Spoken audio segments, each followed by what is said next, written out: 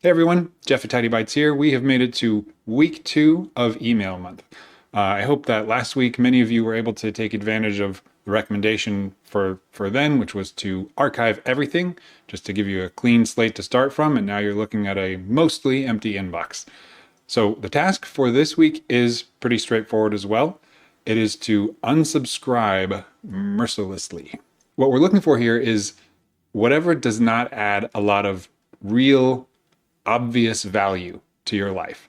And that tends to be things like promotional emails for online stores that you rarely or never shop at anymore, newsletters that maybe don't apply to your current interests anymore, things that you really wish you could read but don't ever have time for, and so they just tend to pile up and make you feel guilty for not reading them. Or things like notifications from social media sites or other things where you can get the same information other places, and it's just adding more noise that you have to wade through in your inbox, as opposed to just dealing with those things in the, whatever app you're talking about, whether it's Facebook or Instagram or Twitter or, any of those things. Another one that tends to fill up our inboxes a lot is news.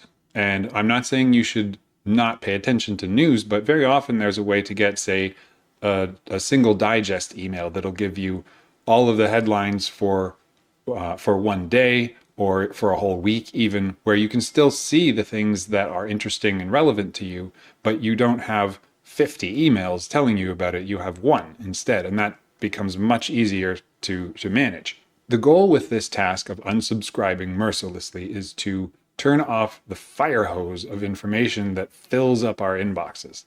The more you can get rid of coming in on a regular basis, the easier it is to stay on top of what you do get. And as you go through the decision-making process of what to keep, what to unsubscribe from, just remember, you can always resubscribe to something if you actually miss it.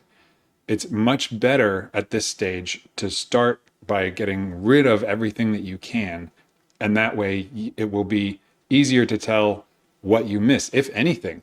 And for many of us, if you unsubscribe from 90% of what you get, you will never miss those things. You'll just feel like, oh my goodness, this feels amazing. My inbox is hardly ever busy anymore. And that's what we're going for. So just quick review. The task for week 2 is to unsubscribe mercilessly. Look for everything that doesn't add real value to your life and just get rid of it. See you next week.